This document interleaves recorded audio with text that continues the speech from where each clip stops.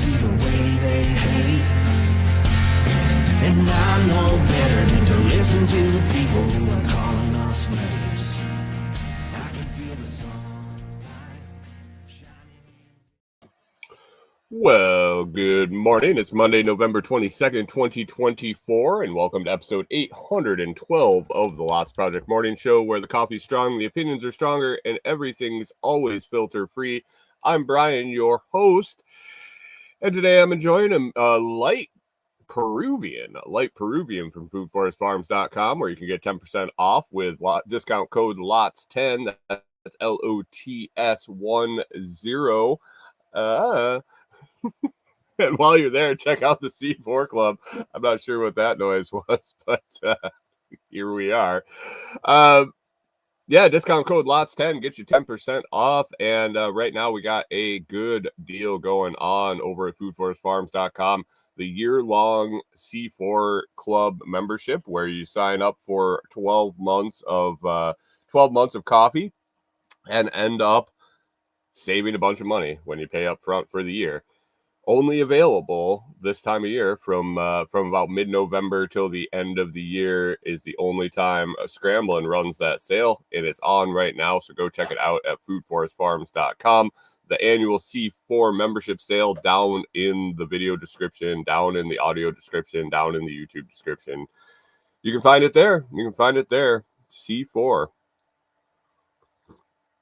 That's how I get my coffee and how I think you should get yours. Anyway, today we'll be chatting about the shed we put up over the weekend. Corey and I put up another shed out at Delinquent Scully, and also talk about some code that I ended up having to fix myself. I am not a coder. I am not anybody that knows a whole lot. I know enough. I guess I know enough to be dangerous about code, but I was able to fix some stuff that was going wrong. I'll talk about that. And saw an odd company name I want to talk about, and wonder what the play is there. But we'll see if we get to that and more. First off, let's head on over into the live chat, see who's hanging out, and get rolling for the day.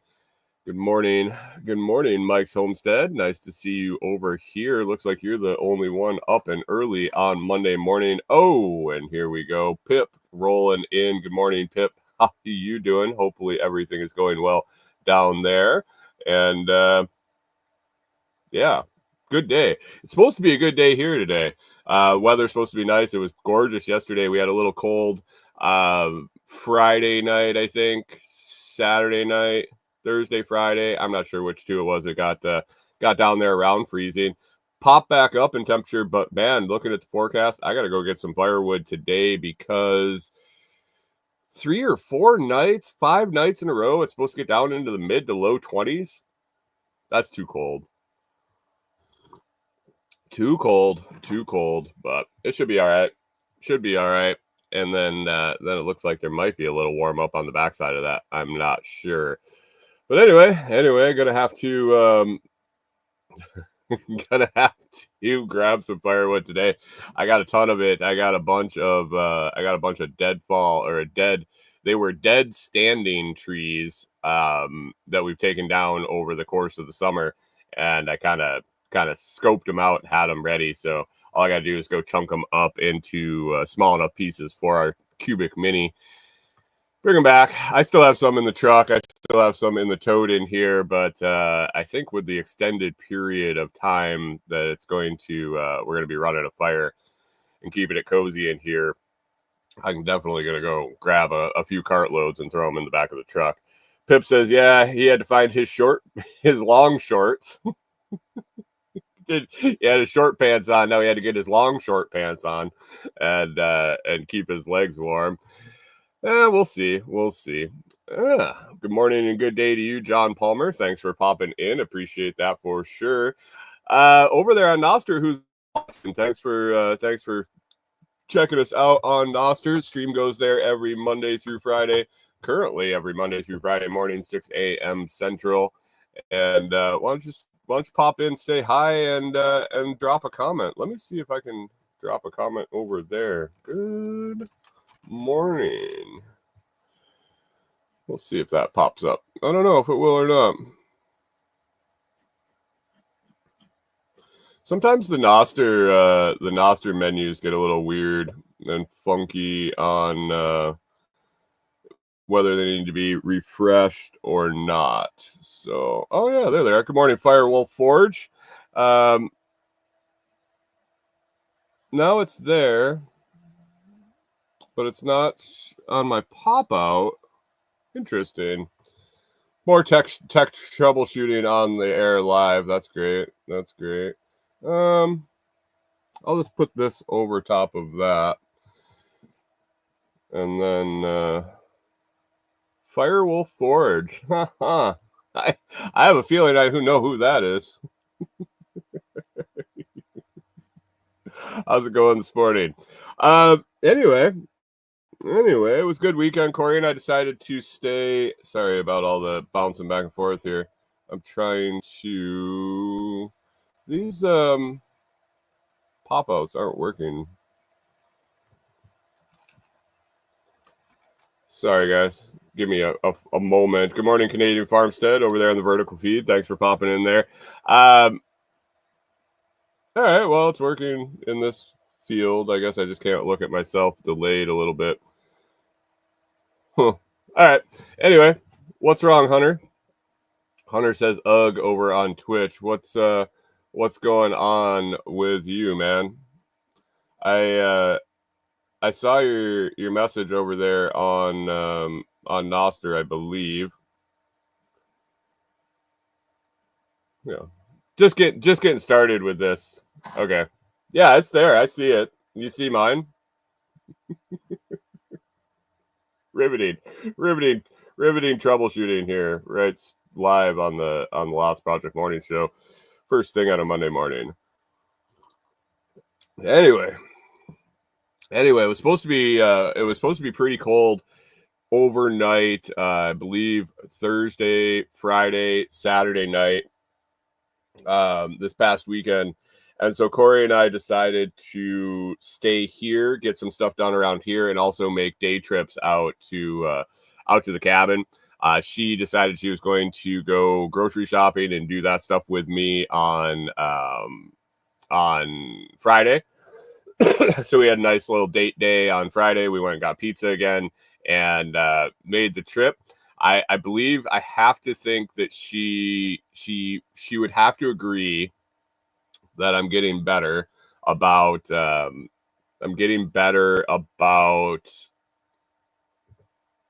having company, doing things a little different, and having company on laundry day, grocery day, running errands, and things like that. I've been doing better.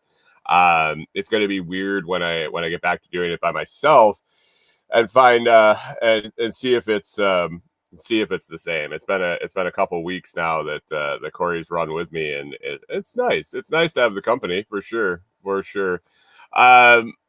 But anyway, we did that on Friday. Saturday, we had the goal to go out and put up the new metal garden shed I got from the same company that sent me the larger one that I'm doing the gutter install on, that we put up at our build site. I reached out to them again and saw if they wanted to send out another shed. I've been selling a significant amount of them, and I asked them if they wanted to send out another one, different one, or the same one. I really didn't want to put up that big one again. I would have if they wanted to send it out, but I was thinking I wanted to do a little easier project this time. So they sent out a 3x5 garden shed, tool shed, I guess is what they call it in their listing. But it yeah, 3x5, not huge. One box, 185-pound box, so that wasn't really hard to wrestle up to where we were going to put it up. We decided that the best a hoe home. What the hell is a hoe home? I don't have any hoes out at the property. I don't think.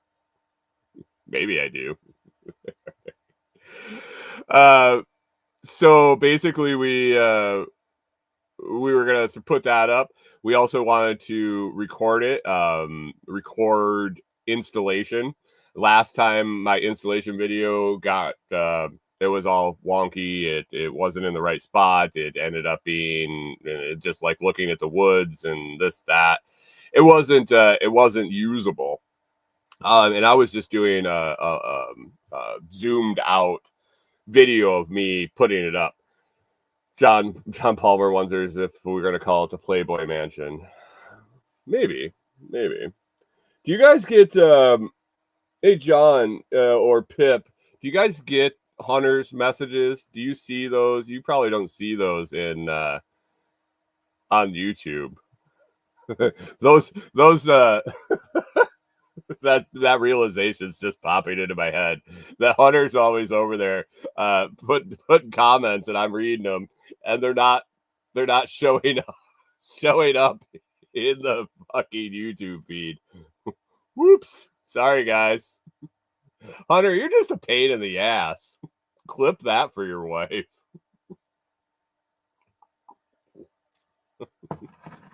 Got one guy who can't watch on YouTube. He watches on everything except YouTube. Jesus. Not that I want to encourage people to use YouTube, but oh, speaking of YouTube, guys, it's only 81 more subscribers till I give away the Jade. You guys are doing a fantastic job pushing that out there and getting your friends to subscribe. Hunter said Noster's hard to watch on. I'm sorry, man. I'm sorry. I didn't make the clients. I didn't come up with the protocol. I'm sorry. Anyway, we wanted to record installation instructions if we could. With Corey helping, we figured the instructions said 2 to 3 people, 3 to 4 hours to put it up. Now I had to construct a platform or a base to put it on. I wasn't doing I wasn't going to go the route of the bigger shed and try to do a John Palmer says hashtag keep it small. Story of my life. It's what you get. I can't make it any bigger. Only one. There's one thing that'll make it bigger, but that doesn't make it that big. It's still considered small. So I wasn't gonna fuck around with Canadian Farmstead says it's more intimate. Hey, good morning, Courtney Baker. Good morning, Courtney Baker. Thanks for joining us this morning. Lay your head back down on the pillow and close your eyes and just listen. So I wasn't planning on doing a brick foundation. Basically, I threw together some 2x4s in a little stud pattern there, and put some scrap decking. We had some 3/4 ply left over from one of the cabin builds, and it was big. Oh, Courtney says, wish I could, but Hunter has me up making lunch, you sandwich maker. Pro sandwich maker. Perfect. So basically I just made a little platform, and I had some of the leftover bricks to put on the 4 corners to pretty much level it. Being 3x5, it wasn't that big of a deal trying to get it level, and we picked a spot that was close. So we figured we could knock it out if the instructions said 2 to 3 people, 3 to 4 hours, with recording it and building the platform, and 2 of us that have a half a brain in our head. We probably could get it together in a day. We might have to come back and finish it the next day. Now we got up in the morning, had our coffee, took our time. It was still the weekend. It was still Corey's weekend. We sat and we enjoyed our tea. We took the dogs for a walk. Or she had tea, I had coffee. took the dogs for a walk and got out there. And I think, Corey, what time did we get out there? Like 20 to 10? Oh, 9. Yeah. Okay. Yeah, we did get there by 9. Ended up getting there by 9. Have to get stuff out. Corey actually brought eggs and bacon. And so while I was constructing the platform and grabbing cinder blocks from up at our build site, she was cooking eggs and bacon. It was fantastic. Got done with the platform, got it level. Corey had the breakfast done. We ate breakfast, and then she ate breakfast before the platform was done. But she got all the parts out. Basically, step 1 in these things is make sure you got all the parts before you try to put it together. Verified we had all the parts. And it all kind of came together. We were getting ready to, she was getting done with the parts. Everything was kind of done right about the same time.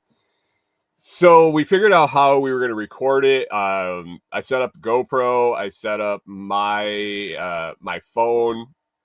And basically, the thought was I was going to read each instruction step, explain it, and then have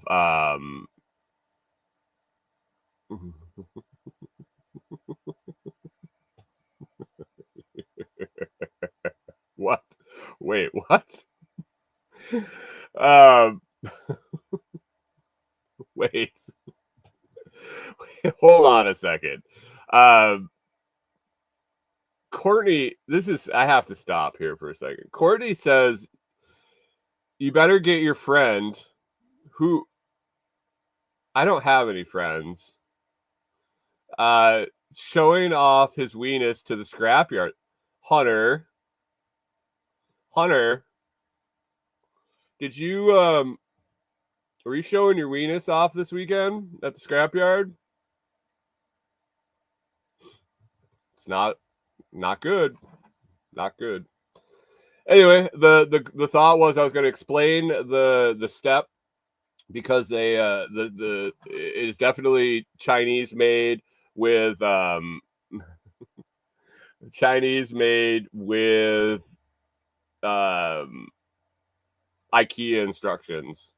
There are a little bit of written instructions, but mainly IKEA picture instructions. It can get a little confusing. It helps that I put together one. It helps that I put together one before. So I figured I'd make a video and read the instruction or talk about the instruction, and then do the step. And I'll have the GoPro going in like super slow-mo, and I'll be able to cut and splice in and figure out where the instructions go in the video. Pip says the scrapyard could get expensive. You got to save money where you can. Fair point. If you could show your weenus and make a little or save a little. I mean, sometimes you got to do what you got to do. It's tough times out there. Every dollar counts. So that was the idea. Started off, it went great. I would explain the step. We would record a little clip. We would put it together. Corey was fantastic. Second pair of hands. It was a fantastic second pair of hands, grabbing parts, getting the next step organized, making sure the screws were done, all sorts of great stuff. So we pounded through that, and then all of a sudden realized, hey, I should probably check the GoPro, make sure that that's okay. Well, it overheated. And shut down. Didn't save the video. So basically, in the end, I'm going to have just a video of the instructions. That'll be, which is fine. I'll be able to splice it together. It'll be a good resource for people that want to put it together, or see if it's something that they want, because then I'll do a kind of a walk around at the end and show it. But it's a really nice little shed.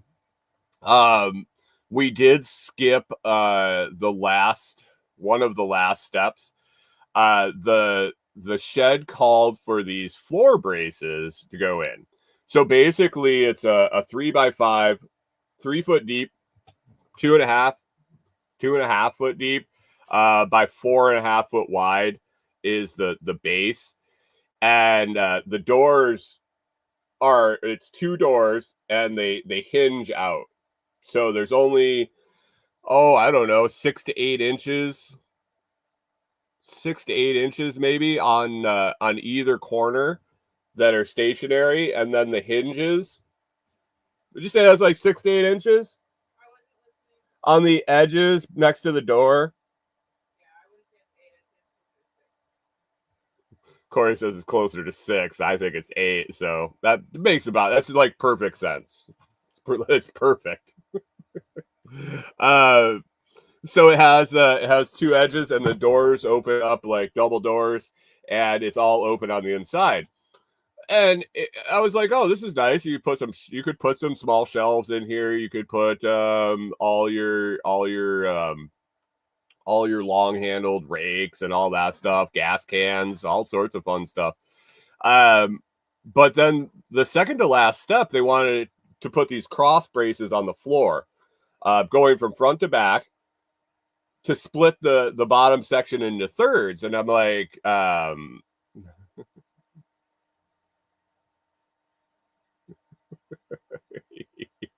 Corey and the Scarecrow, leave the yellow brick road and set up a shed. Jesus Christ. So I'm looking at these floor braces, and basically it was a little L bracket upside down, screw into the bottom frame, and then this support brace slid down on top of it and is screwed in. And I'm like, what a pain in the ass to have those things across the floor. And I'm thinking to myself, well, what is these floor braces really doing? So I decided to make an executive decision after doing the instruction. I faked the instruction. I walked through the step, and then I laid them in there. I didn't secure them. I did the next step. I did the wrap up video, and then I took them out and drove screws through the base in several different places to keep the base from moving. So we'll see how structurally important those 2 bottom braces are. It's 100, and I think the shed's like 100, and it's under $150.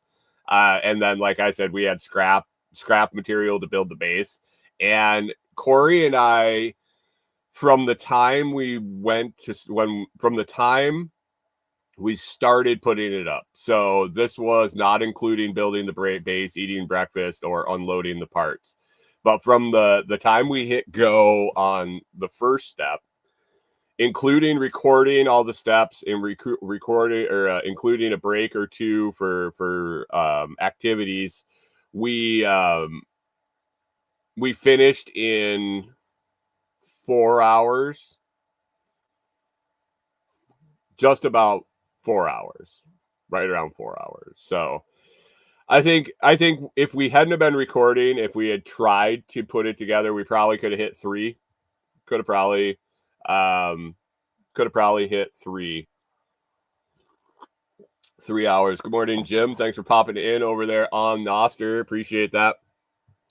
So I think we could have got 3. Canadian Farmstead said looks like a good tool shed. It is. I mean, I think it'll be really nice. We will probably end up getting more of them. Whether they send them free or not, I'll probably end up for 100, and I think this one was I want to say it was 110. But then for some reason in the back of my head, I got 130 something. I can settle this right now. But it is a nice shed. It's sturdy. It felt sturdy going up. It went up way easier than the last one, because it was smaller, because there were less pieces, because I was able to, when I put the deck up, I was able to really level the deck, and so it was level, and then I was able to square the base frame before before I started. So I think the holes lined up better. Hunter was saying size or experience that made it easier and quicker to put up. Both, I think. I think it was probably a combination of both that it went easier. The fact that it was smaller, I think, helped the holes line up. There was less chance of it to run off, and the holes to get out of line. The biggest problem I had when we were doing, looks like the 3x5 is like $120. The biggest problem I had on the last one, oh, there it is, 139. So this one has a peaked roof. The $120 one has a single slant roof from front to back, and looks like it doesn't have any vents in the roof. So if you saw a video or pictures of the large garden shed we put together, it has little white vents in the top. Actually, I can share this and show you guys. So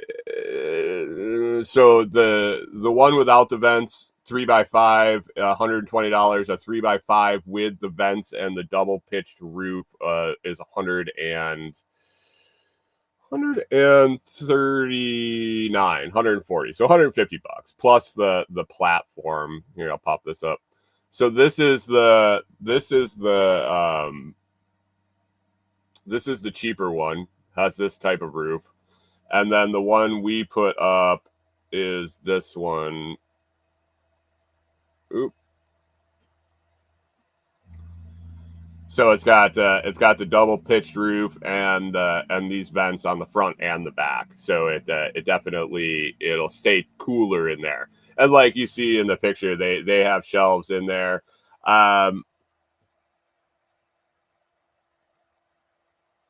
Yeah, so I don't know if you can see on the screen. I can see it on mine. There's a railing right here next to these boxes, and then another one right underneath those shelves, the edge of those shelves. And that's what I didn't put in. So it'll be interesting to see how that plays out. Experiment wise, it was a big experiment. It was a big experiment. But Mistmo has a bunch of different sizes: 6x4, 6x8, 8x6, 10x8, 10x10, 10x12. All these are the ones that I'm hoping maybe they send out for me to experiment with and put up on the property. So they should get easier and easier. They should get easier and easier. The small frame, the limited number of pieces. The roof was only 4 panels as opposed to like 40 panels for the other one. They were actually wider panels, so the roof was where the holes really got out of whack when I was doing the last one, and it didn't get out that far out of line this time because there's only 4 pieces. There's only 4 pieces. So thanks for the zap, Jim. Appreciate that. So that was good. It was good. I was excited to get that done. We were like running up against dark. It gets dark early here and out in the woods when there's no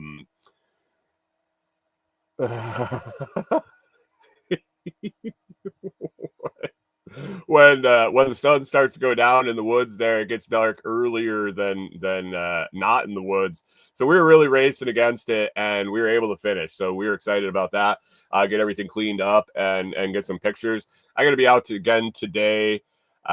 Probably do a follow-up video, actually do a review video instead of an installation video. Get that posted up. It's a lot easier to edit that than this instructional that I put together. But hopefully the instructional does decent on the YouTubes or Amazon and sell some sheds, because it was, I'm not gonna lie, it was a pain in the ass to do instead of just putting the shed together and rolling through. stopping, explaining each step as we go. I mean, there were only 21 steps, but you get in the groove and you're like, all right, what's the next step? Oh, wait a second. Hold on. Corey, go hit record.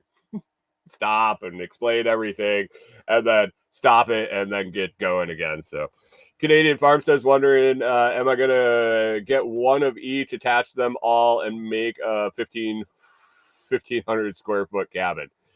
No, I will not be doing that. We went up, or I've been up in that, in the bigger one, even with the vents, rather warm in the summer, rather warm with the sun beating on it. So be nice in the winter. Summer would be kind of rough. So that was a good project for the weekend. We were excited to get it done. We had planned to possibly have to go back yesterday, but we didn't. We didn't have to. We got it all finished up. So yesterday we got to spend the day. I just spent the day doing some organizing, some cleaning. I get all these products in, and they just kind of pile up here, and I don't have a lot of room to put them away, so I just like shift them around in my room. So I went through those, kind of deciding what I want to get rid of, how I want to get rid of it, and what I want to keep out of these products that I get to take a look at. I got ready for this week. I got several other products that came in. Tools, guys. I'm getting tools, which is nice. I got a pair of linesman's pliers, a pair of side dikes.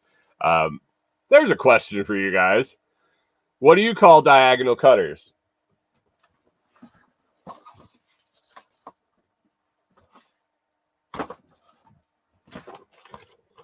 What do you call this tool?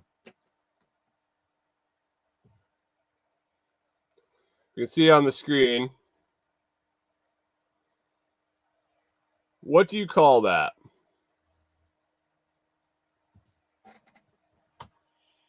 On the box, they're called diagonal pliers. 7-inch diagonal pliers. Hunter says homosexual female. Pip says wire cutters. I'm with Hunter. I was always taught, raised, and all the way through a lot of my industrial maintenance experience, those are side dikes. John Palmer says flush cut. What the fuck is a flush cut? Canadian Farmstead, the land up north, they call them the pinchy snippers.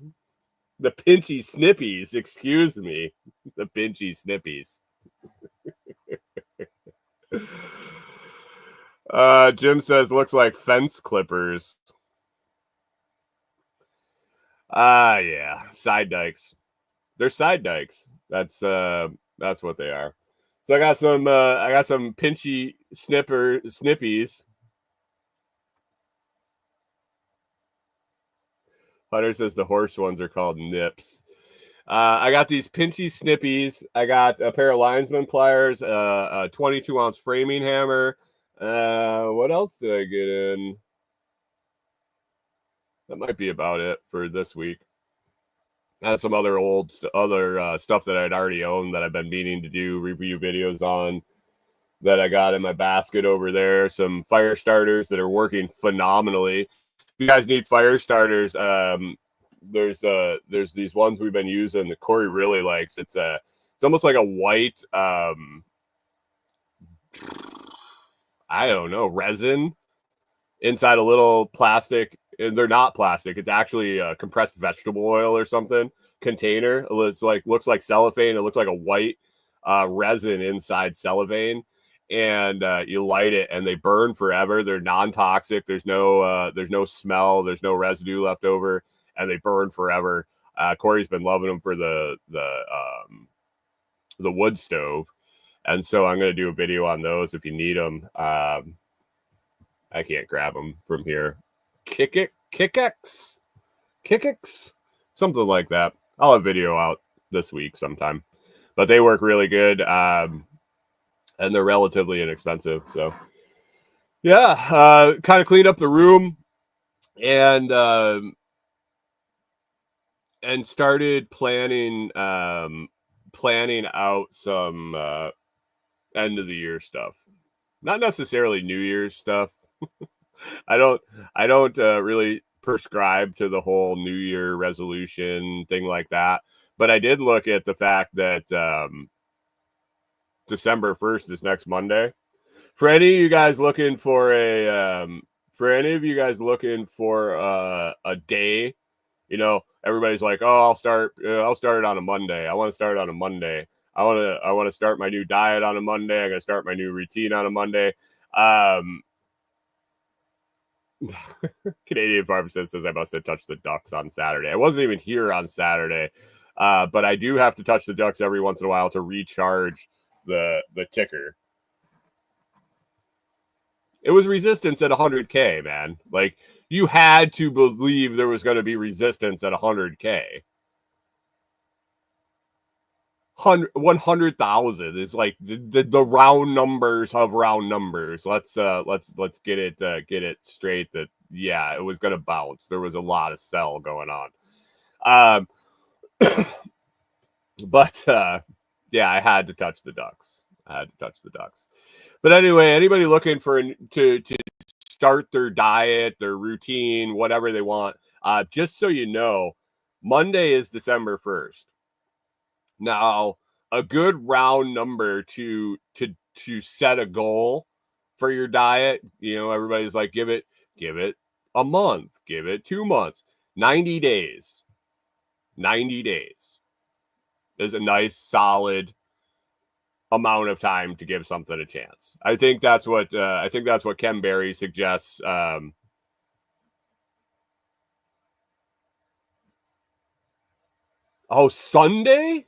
Sunday, excuse me, is December 1st. Sunday, the beginning of the week. Thanks, Mike. I had it. I had it written down as Sunday, and then I said Monday. But anyway, if you start Sunday on the 1st, 90 days is February 28th. 3 months with the extra days and the 28 days and everything.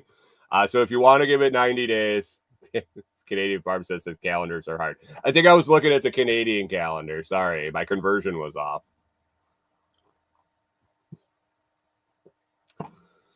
I had Sunday on my shit, on my notes, like legit. I wish I could push my notes up here, but I can't get that screen to share. Just won't share.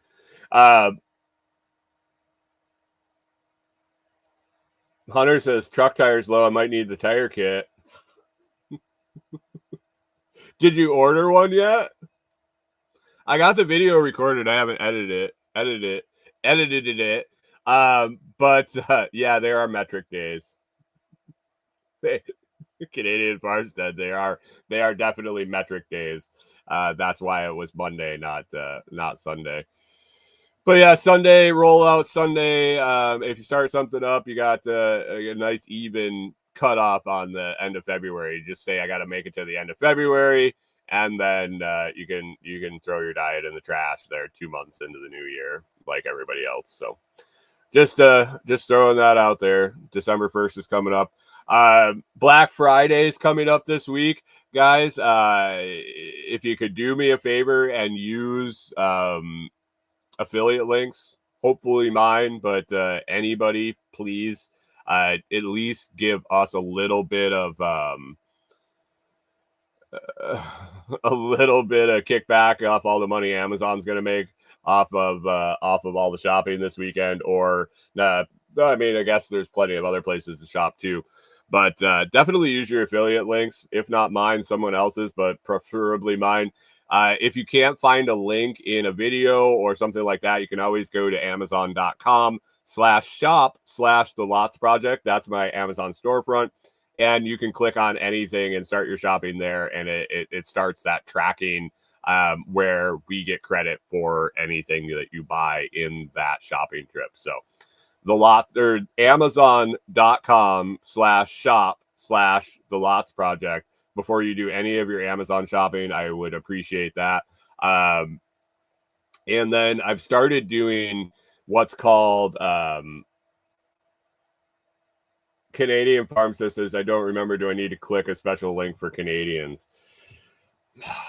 Do you shop on Amazon.ca or Amazon.com? Do you have, you don't have a US shipping address that you use or anything like that. You probably have to shop at the Amazon.ca. I do have Amazon Canada. John Palmer says Amazon doesn't sell guns. I'm sorry. Is that all you want for Christmas is guns? And all you're buying for Christmas is guns? Hold on, Canadian Farmstead.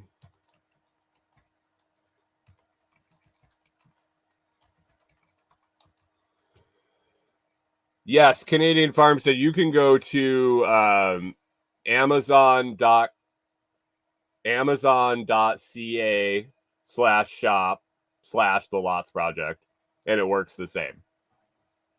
I do have an Amazon affiliate account in Canada, and I've been logged out of it since I got a new computer. I just know I get emails that says I'm still accumulating commissions. So that'll be a big surprise at the end of the year when I log on there to get tax documents and take a withdrawal, because I don't have it set up to withdraw anywhere.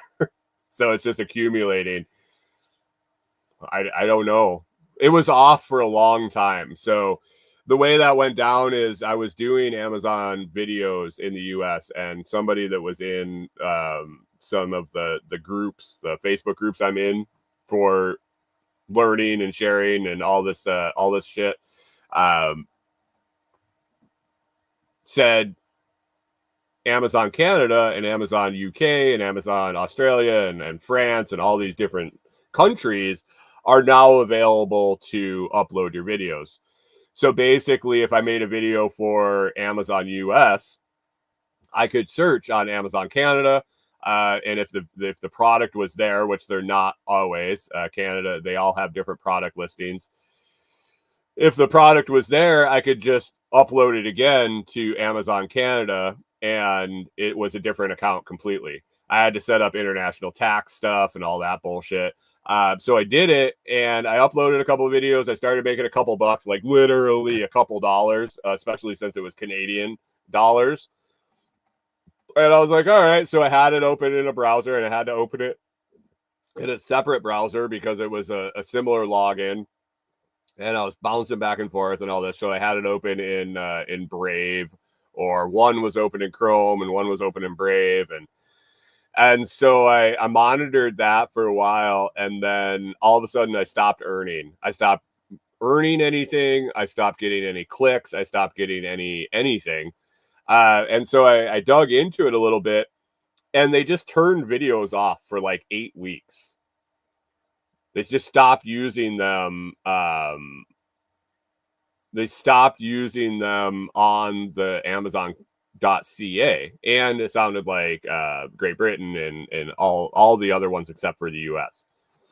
And I believe they're all run independently. And so I just forgot about it, really, because there wasn't any reason. I check it once a week, and it was still 0 clicks for the week, 0 earnings, no sales, blah, blah, blah. Well, my computer crashed. The login was stored on there. I have it written down somewhere, but it was auto logged in. And I'm sitting here, and I get an email, and it was like, your commission's being dispersed and blah, blah, blah. And they send me an email. They actually sent me 2 emails. 1, your commission's being dispersed, and 2, we tried to disperse your commission and you don't have anything set up for us to send it, so we'll just roll it over till next month. That's what it says every month. It doesn't give me any numbers. It doesn't give me anything other than, we're going to send it. Whoops, we couldn't send it. So all of a sudden I got another one of those. I was like, wait a second. So I logged back on, and obviously they had turned the videos back on Amazon CA. So that's back up. My storefront had always been there. So you could always go to Amazon.ca/shop/the Lots Project. You should probably save that in your browsers if you're in Canada and you shop on the Amazon Canada. But yeah, that's how that kind of went down. Canadian Farmstead says when Amazon started, it was great. Bought from .com, better pricing, but was shipped from within Canada, so no import duty. Interesting. Was that prior to them rolling out .ca? I'm guessing they might have run into some import export shit or accounting nightmare. Who the hell knows? Yeah. So it is what it is. I appreciate if you guys use those. Other than that, I suggest you guys buy some Blockstream Jades for your family. With the price of Bitcoin just going to keep trickling up, it's going to keep going, and then it's going to be gone slowly, then all at once. Grab some Jades. Get your family learning how to use them. I think it's a great value. The price on that for the hardware wallet and the security that it's secure, or the security that it provides, definitely worth it in my opinion. The link for that and a discount code is down in the video description, the audio description. You can always send me a message and you can find it. It's on the webpage at thelotsproject.com, along with a bunch of other links. Hunter says, with the new tariffs that are going to be dropped in place, does that mean no more maple syrup? Are they putting tariffs on Canada? I assume that that's a Trump thing. I assume that's a Trump thing. China, mostly, I'm guessing. But are they putting tariffs on all imports or just certain countries?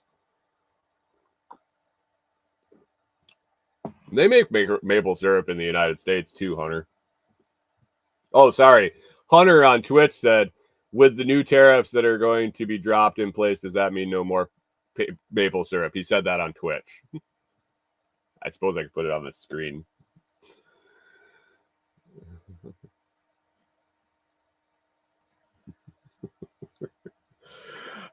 Jim says over on Nostr, thinking about starting an anti-procrastinating plan, but I'm going to wait till after the new year. That joke's so old. The last time I heard it, I fell off my dinosaur.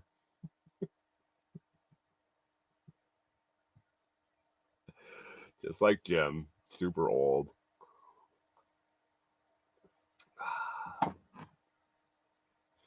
Jim, I have a question for Jim. Since you've been around for so long. When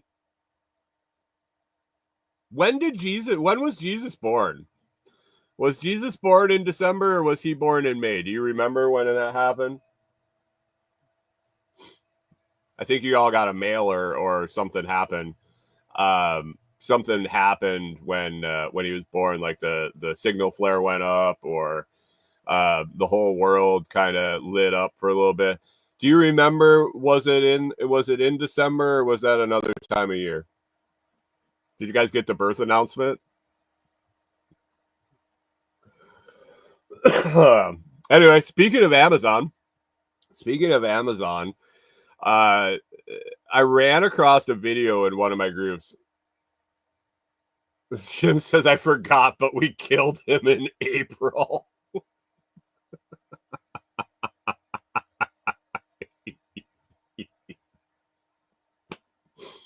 Touche, good sir.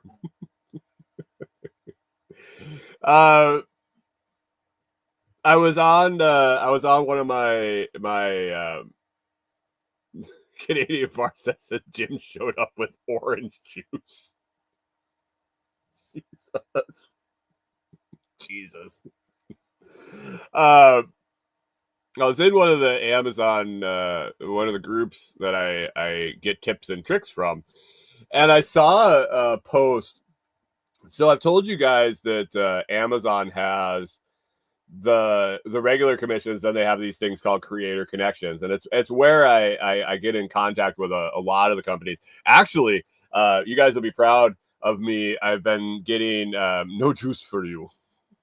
I've been getting agents reaching out to me to secure just sending products to me all the time. The legwork's going to get a little less, where I'm not going to have to email all these individual companies. I've had a couple of people see my videos and say, you know, I get products daily, weekly. You want me to just send them to you, or you want approval. And so we've been working on that. So I might just have a steady stream of stuff showing up instead of having to do the legwork. But Creator Connections was where I would message a lot of these companies, and it's a nice place. Mike said, "Are they foreign agents?" A lot of them may or may not speak English very well. Yeah, I have to assume they're not local. But they also offer larger commissions on these Creator Connections, where Amazon, just for regular shit, just so you guys know, I make like 2%, 3% off the high end items on Amazon for all these videos I make. It's a volume thing for sure, not an individual commission thing by any means. But on these Creator Connections, the companies can set up campaigns for limited amount of time. They can do a month, they can do 3 months, they can do a year, where they offer higher commissions. Normally the minimum is 10%, but some get in 15, 20, 30, 50% per sale, depending on the product. And so basically you accept these campaigns, you get a tracking link, you post it, and you have to post at least one video, social media post, some sort of content, blog post within the time period. And once you do that, anytime you sell any of that item number, you earn a bonus commission, a little higher commission. So it's a nice way to pad those numbers that Amazon really rakes you for not very much when you sell shit on their site. And so John Palmer says we knew it wasn't about quality. Thank you. There is definitely a particular style that works on Amazon that doesn't really transfer well to YouTube. But why not post them there anyway? I guess is the philosophy. The product videos I do are really geared toward Amazon. And so basically I would go through and scroll through. There's 30,000 listings on Creator Connections. 30,000 different products. Hunter says, do they take a processing fee, or that's taking out before you see it? They don't take a processing fee. I'm guessing that's just rolled into the shitty commission rate. Oh, the agents, the agents that send the products. Basically, that's a negotiation with each individual. Some offer commissions. Some offer regular commissions. Just going to send you products. Some will pay for video production. And offer higher commission rates on products depending on their relationship with the companies, or others will actually want to buy your videos, which is expensive. You can charge a lot for them buying the content rights. So all the videos I make, I own the rights to. I haven't sold some of them, that depending on where I upload them, some other people get rights, but it is what it is. So I don't know if you're talking about the agents taking a cut. The agents get paid separately from me, and the commissions come either through Amazon when I post a video and people use the links, or directly from the agent, depending on the deal we work out privately, away from Amazon. Anyway, I scroll through these items on Creator Connections looking for items to request products for, products that I want to use, products that I could use, products with higher commissions, things like that. Because there's a messaging feature where you can message the brand directly in there. It's very convenient. It works really well. The response rate is pretty low. The follow through rate is even lower. So if I send 100 messages, I'm guessing I hear back from 20. and probably get a product from 10. So it's a lot of legwork. But I had been noticing that now that I've been doing this for going on 11 months, that some stuff I made product videos for prior now have campaigns with higher commissions.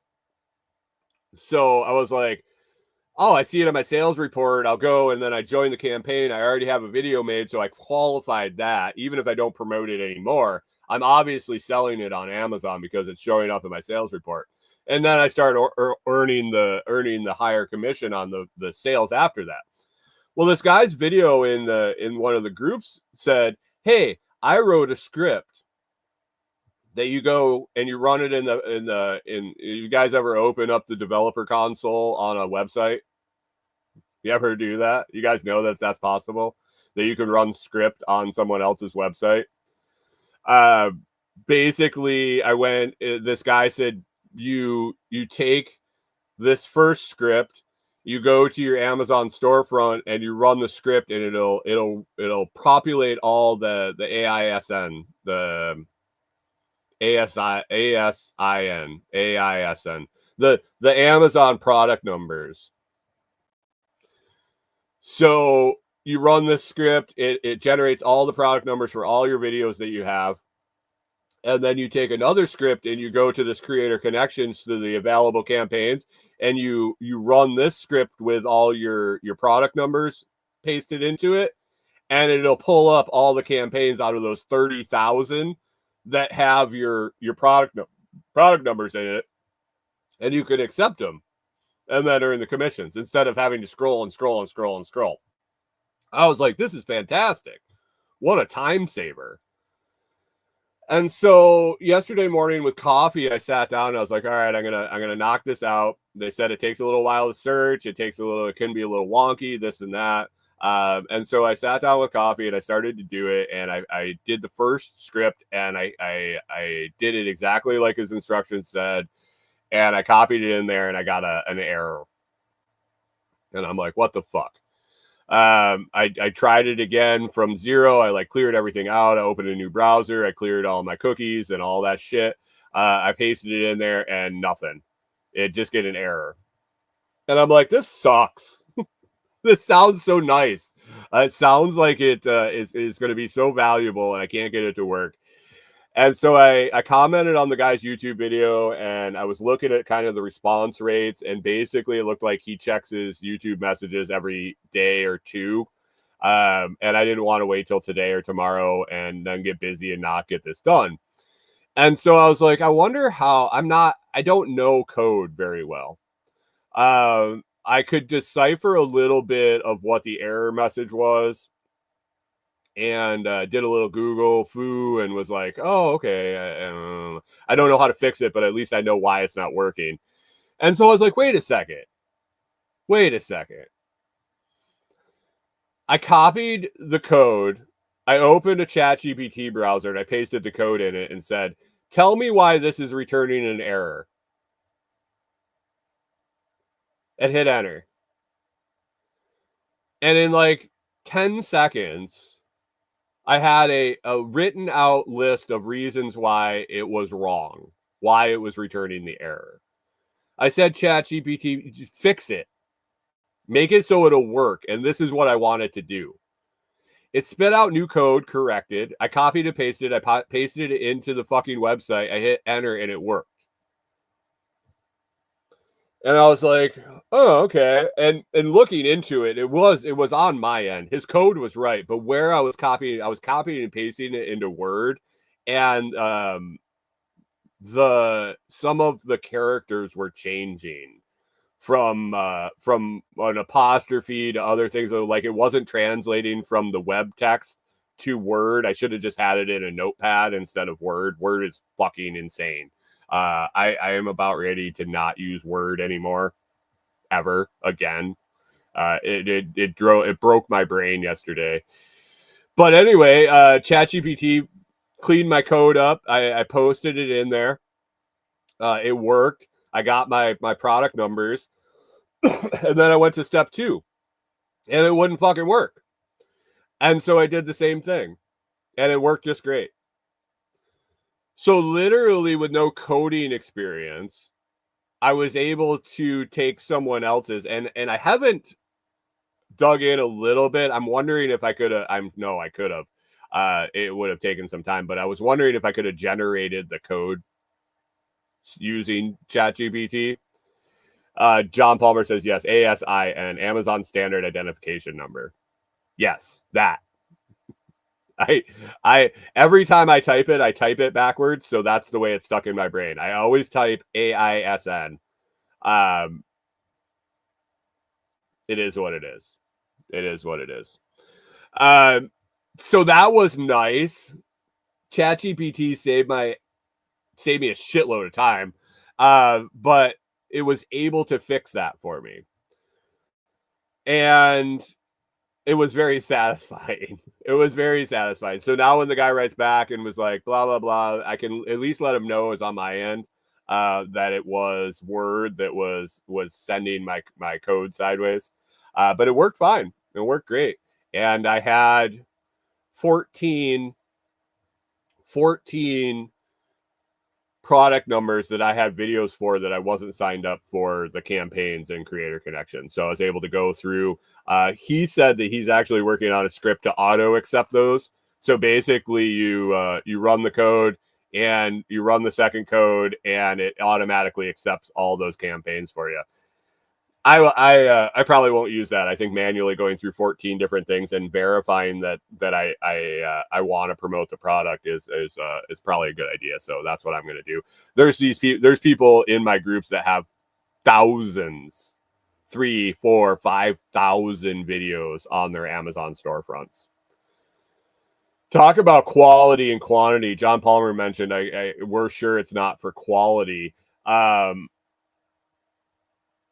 I always question if my stuff's good enough. I went and looked at some videos. So a lot of people are always on my groups I mentioned talking about how they don't make any money. They only make a couple dollars a month. They've been doing this for 3 or 4 months, and they only make a couple dollars. And I go and look at their videos, and I'm impressed by my videos after I watch theirs. I'm surely not as quality as some, for sure. I understand that, but when I go and look at a lot of the content, the videos that people are putting out and expecting to make money, I don't feel as bad. I feel like it is what it is. I did my research. I know what works on Amazon product listings. I guess a little bit. Time length wise, it could get better. I have no doubt it could get better, but compared to some of the video examples that I pulled up with people that are struggling way more than me with this program, I don't feel bad. I'm a few steps ahead, so that's nice. But I don't have I have 130 videos, I think I looked at it. If I didn't make any more, oh, John Palmer says I was giving you a hard time. Your videos are fine. Yeah, I know, but I give myself a hard time. I question every video that I upload. I'm like, it could have been better. Will it sell any products? It could have been better. I question it all the time. But seeing mine up against some of the ones that are worse than mine make me feel pretty good about myself. But I think when I looked at the number of videos, if I didn't put another one up for the rest of the year, I averaged over 10 a month, which is kind of where I was targeting at the beginning. I figured if I could do 10 a month, actually I wanted to do 20 a month, but I realized that was a lot on the plate. But I'll be averaging over 10 a month, even if I don't release anything, if I don't post anything the rest of the year. So that was good. Hunter says, yeah, but you take pride. It's not a complete easy button. Oh no, it's not. It's not, for sure. John Palmer says I could find a better looking actor. I know. it's so hard to find good looking actors in this part of the woods. Yeah, it's all right. Jim over at Noster says AI saves the day is going to be a thing. No shit, man. It really is. It really is. And so I'm impressed. That got my AI bug going again.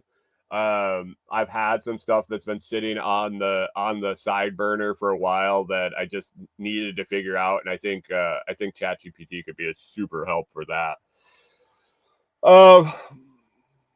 I mentioned the 1st of December coming up and 90 days and shit like that. I got some stuff. I might be doing some changes to pretty much everything across the board.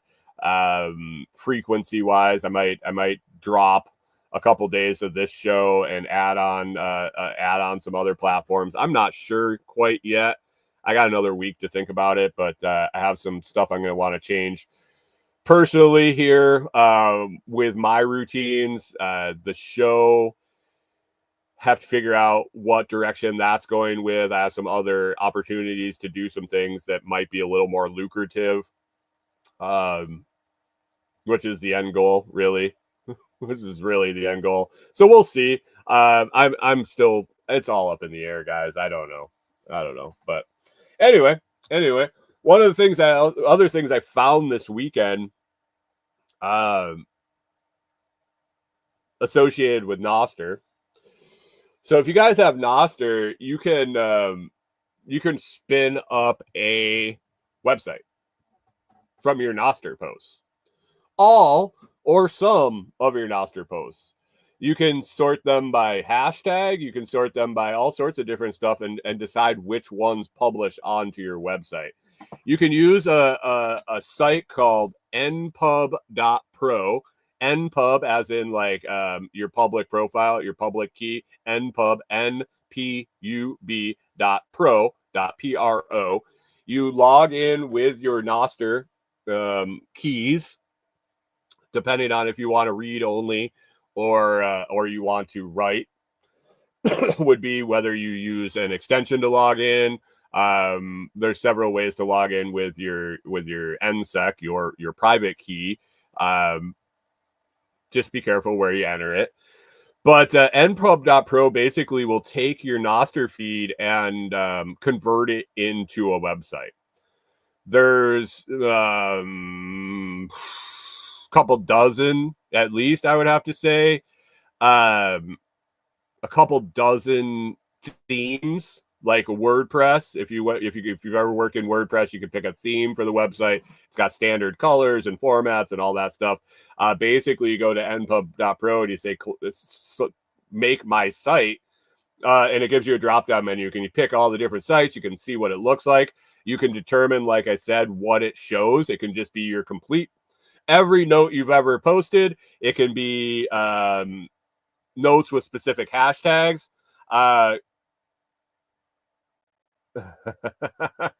Jim says, oh man, I'm going to get busy making bad websites. They're not bad though, Jim. They're not bad is the thing. It's really slick. And so in maybe 5 minutes, it must have been 5 minutes, maybe 10 minutes.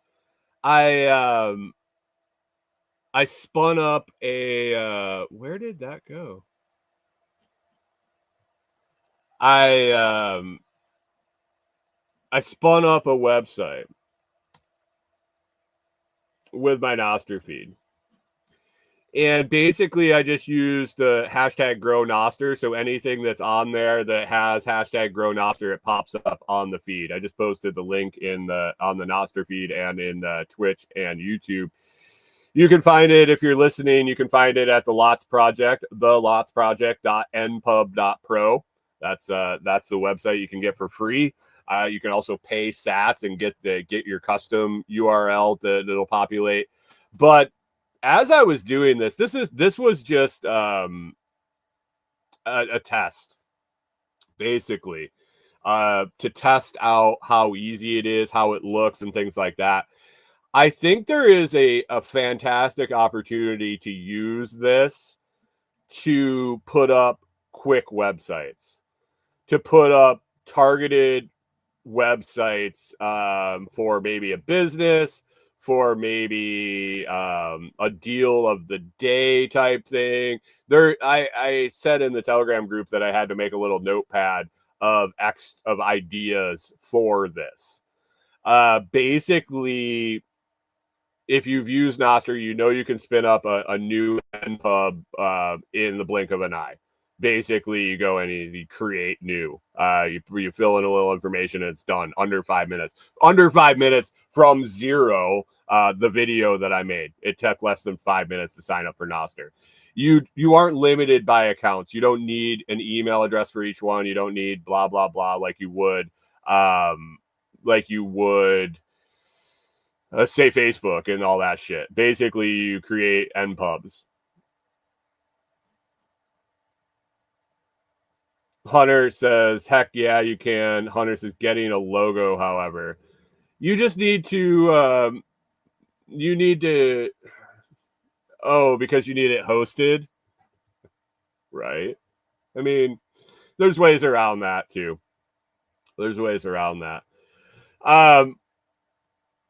But anyway, you could spin up a Nostr profile for, say, the first thing that came to mind for me was Director Detour, the other podcast that I spun up, the interview podcast that I spun up. By the way, new episode out today. Nancy Dillingham Marks. It was nice. It was a good interview. You should check it out. You can find it Director Detour in all your podcast players, or patreon.com/Director Detour. But anyway, I was just sitting here thinking as I was looking at npub Pro, I was like, I could spin up a a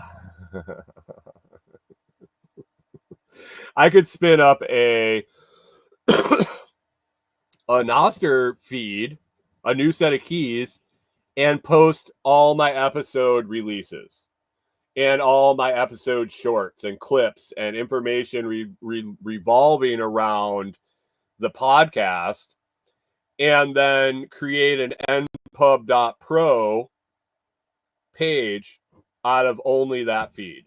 Or literally, I could hashtag Director Detour on my main Nostr feed and select only hashtag Director Detour to populate on the npub.pro page, and that's all that would come up. It takes a little bit of messing around with the formatting of the posts, like especially with pictures, how it rolls out, and some other things that you just have to look at and play with. But man, what an easy button for getting up a website for whatever deals of the day. You have a niche community that you go and you find Amazon deals or whatever yarn deals at the yarn barn. You could post it to your Nostr. It will automatically populate and update your website. And then you share your website, yarnbarndeals.npub.pro, and people just go there, or they bookmark it, and it pops up every time you add one on Nostr. So it's a way for people to see your Nostr feed without having to sign up for Nostr, without having to download a client, without having to download anything. But I think specifically it could be rolled out and used for other purposes pretty easily. Just let your brain go wild for a second on what you could spin up if you had instantaneous updating of your website by basically going to Amethyst or Damus and post a note, and it's on your website. It's on Nostr. I think it's pretty powerful.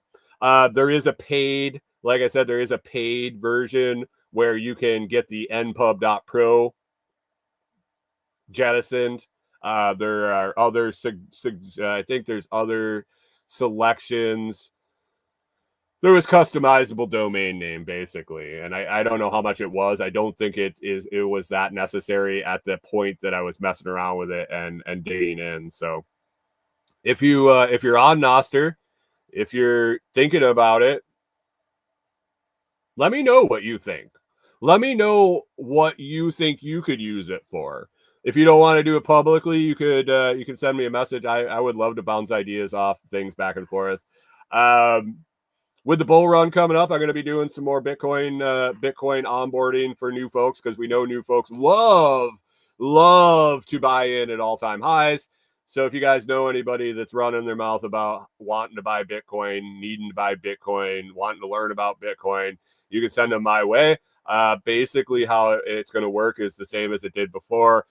They sign up for a 5 to 10 minute chat where we figure out where they want to get to, where they're at currently, whether they have never looked at Bitcoin, they just heard it on the news and they want to know more about it, or they're kind of versed and they're just looking to learn how to download a software wallet or transfer from a software wallet to a hardware wallet or make their first purchase.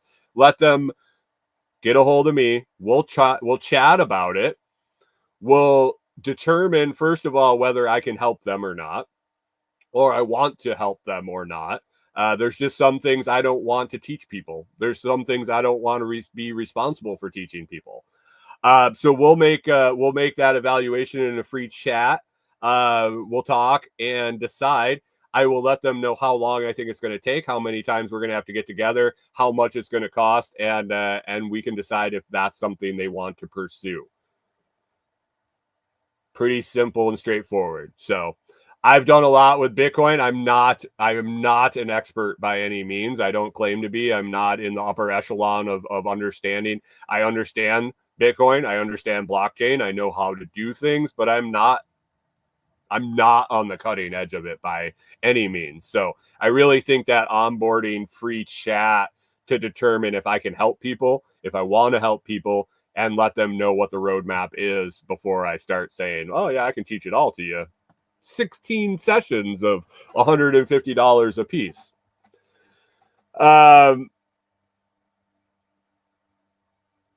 Hunter says, oh, look at that. With Twitch, I can look at that link and listen. Who owns Twitch? Microsoft?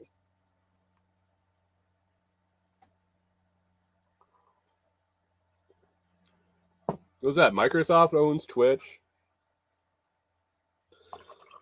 I've had three different people I know get kicked off of Twitch from live streaming.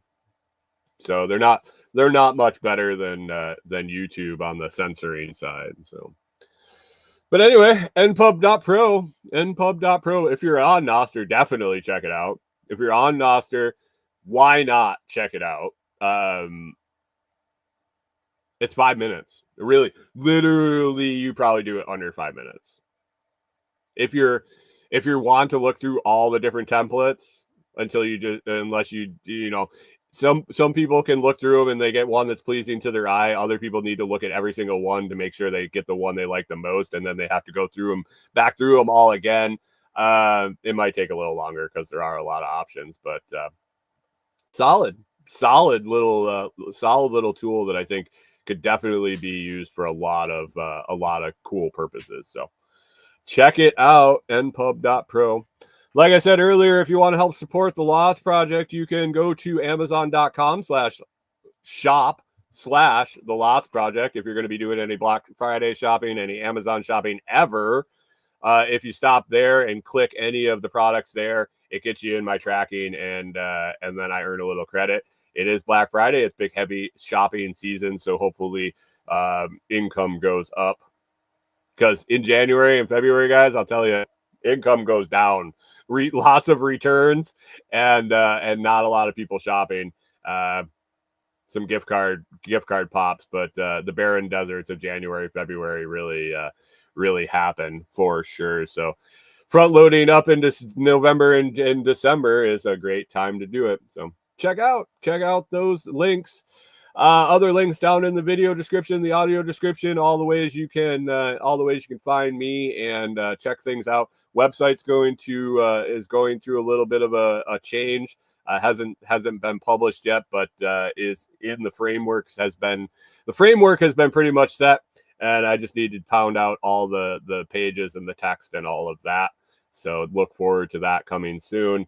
And yeah, gonna go out, spend some time in the woods today, and do a lot of planning for the rest of the week. So anyway, guys, I hope you have a fantastic day. I hope you had an awesome weekend, and you get a bunch done here on Monday. Start the week right. Start it productive. If you get a lot done today, that means you got to do a little less tomorrow, Wednesday, Thursday, Friday, and into the weekend. Oh, it's Thanksgiving week. Hopefully you all have a little time off this week. I'll probably, I don't know what the show schedule is going to be doing during Thanksgiving, Black Friday, all that stuff. We'll see. Maybe I'll fire up an Amazon Live on Black Friday for the shopping, because Corey and I will be here hanging out. So we'll see. We'll see. Definitely something to think about. Hope you guys have a fantastic day, and we will catch up with you in the morning.